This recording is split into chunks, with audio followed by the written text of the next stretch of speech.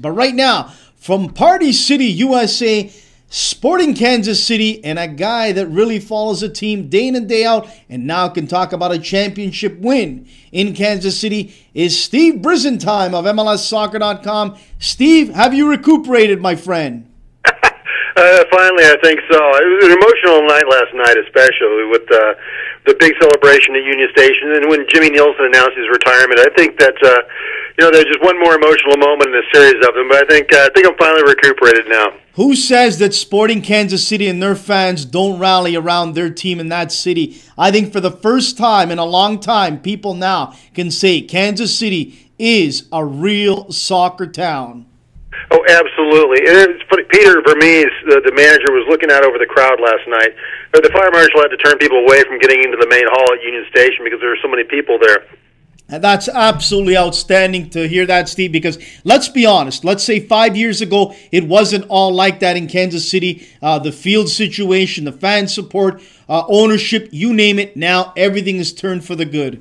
Yeah, absolutely. I mean, that crowd that was there last night was a regular season crowd back in 2000, a good regular season crowd back when they were winning MLS Cup that year. Even, as you said, 5-6 years ago when they were at the minor league baseball stadium. There were times when they didn't draw a huge crowd there. But to see the way that the rebranding, the new stadium, the success the club has had, especially with some hometown players, just tremendous amount of support for this club.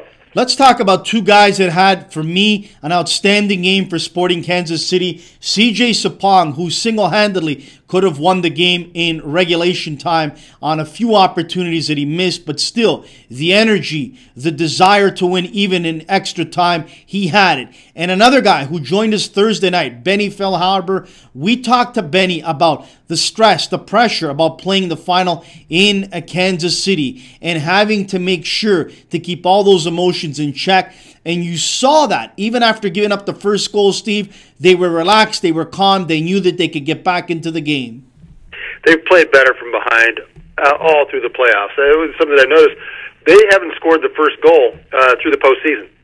They just absolutely did a fantastic job of coming back from deficits time after time after time. You talked about Benny. He provided a lot of leadership in the midfield. Again, this was the kind of guy they needed him to be when they brought him in at the start of the year. CJ, I thought there were times when I was a little bit surprised that he didn't win a couple penalty kicks, especially early in the overtime when he got taken down in the area.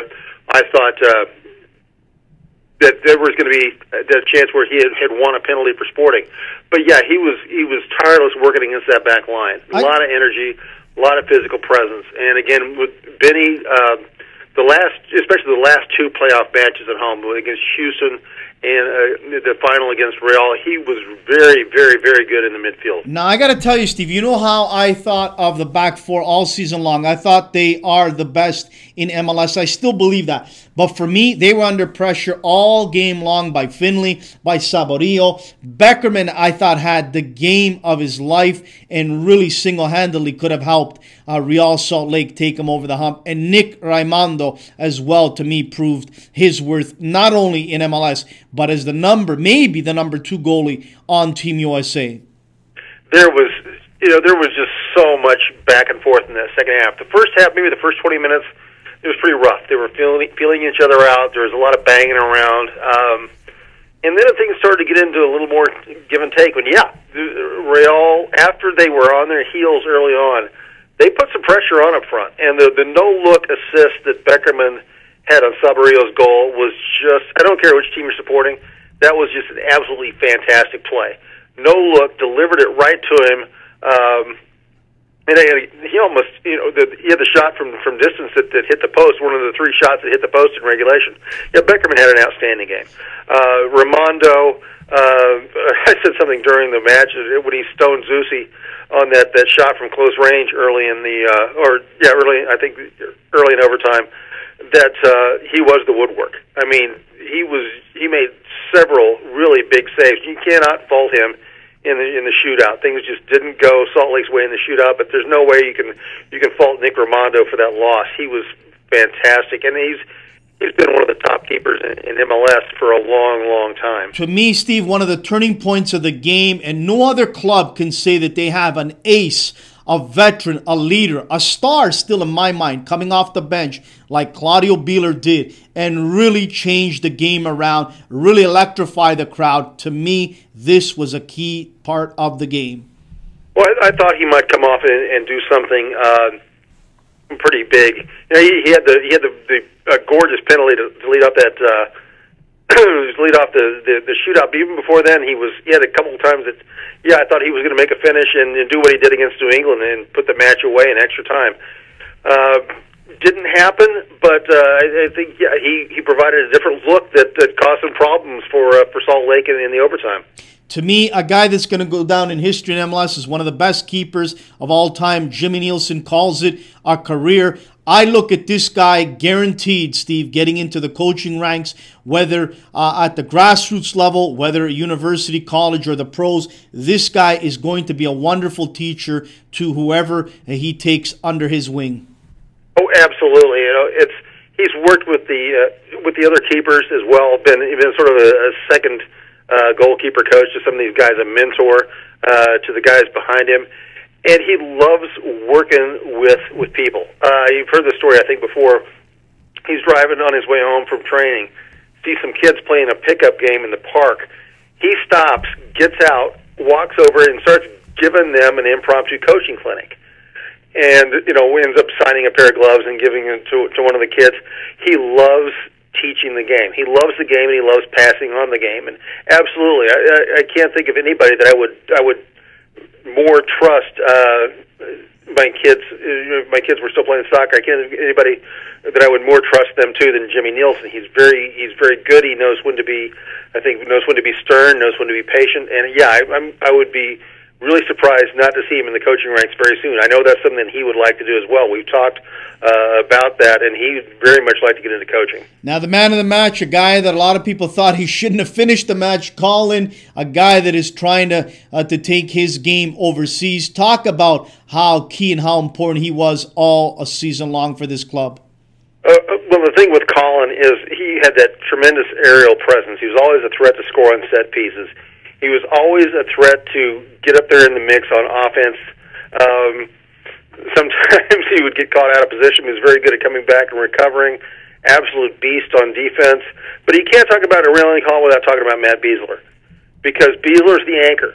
Besler is the guy who holds position and stays back. So when Colin makes those forays forward, the Sporting's not caught out.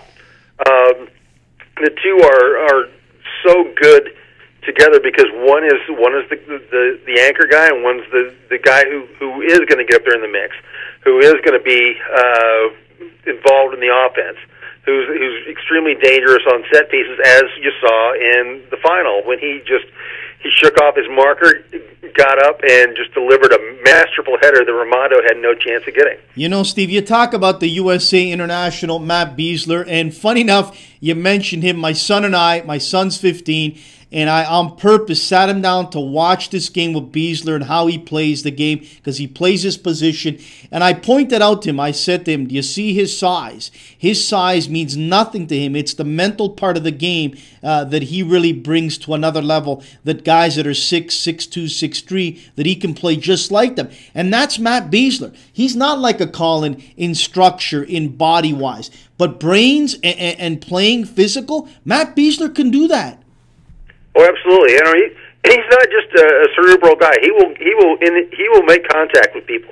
It'll be smart contact. He's not a guy who's going to get a silly yellow. That's kind of the knock on Colin sometimes, is every once in a while he'll get a yellow that you're kind of shaking your head at him and going, why did you do that? Besler's not going to do that. But he will make the contact when he needs to. He's extremely good positionally.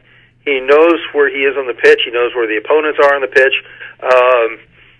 So he's a very, very cerebral kind of a player, but not at the expense of physicality. Now let's talk about 2014. This championship is done and over with. I'm pretty sure management and the coaching staff are already thinking about 2014. Can this team stay intact, the majority of them? We already hear that Colin is looking overseas, Dom Dwyer. There's possibly maybe a couple other guys that might call it a career. What have you heard in regards to the nucleus of this team staying together? Well, I know that Colin has one more year in his contract, so anything that happens, Sporting would have to get some value for him, and quite a bit of value for him, in my opinion, in return. They've got him for one more year. He would like to stay in Kansas City. He's told me that he would like to stay in Kansas City if the people want to keep him here and do what it takes to keep him here. The question is on the back line is will that back line stay together? They've got several people under extended contract. I don't know exactly what Chance Meyer's contract status is, but I believe he's out of contract this year. So that's a question at right back. The question is, will Dom Dwyer go on loan to the championship with an eye to staying there? Again, it's early days. As soon as the season's over, the silly season starts. But I think they're going to have a pretty good chance of keeping a lot of that of the nucleus together. Of having a lot of the guys back from this year. Of course, now we'll have to find out what happens at goalkeeper. Do they go with Eric Kronberg, who's been with the club for a long time, as is a long-term, a very patient understudy to Jimmy Nielsen? Do they make a move there? So they're going to have some questions to answer, but I think that they'll still be able to keep a lot of this nucleus together. Let's talk about 2014 this season very quickly before we let you go, Steve. The re-entry draft takes place Thursday, the first part of it, and then the next part later on. To me, there's some interesting players available, as we spoke to a couple guys just before you. Sean Franklin of the LA Galaxy, very interesting player that I'm pretty sure either Chivas, DCU, or TFC might take. David Ferreira is out there, Kenny Cooper. To me, there's some interesting pieces. And then you mentioned Cronenberg, the goalie that was learning under Jimmy Nielsen for so many years. I look at Brad Knighton of the Vancouver Whitecaps, who stood on his head the playoff game against the LA Galaxy a year ago. Young, not making a lot of money, and a guy that I think could step right up to the plate and fill Jimmy Nielsen's shoes quite easily. It's a possibility. Again, that's a real wild card position. But something that Peter said last night when I was talking to him about Jimmy's retirement, he said, we feel like we've got the guys in place who can step in and do the job. So he's not saying, we're going to shop for a keeper.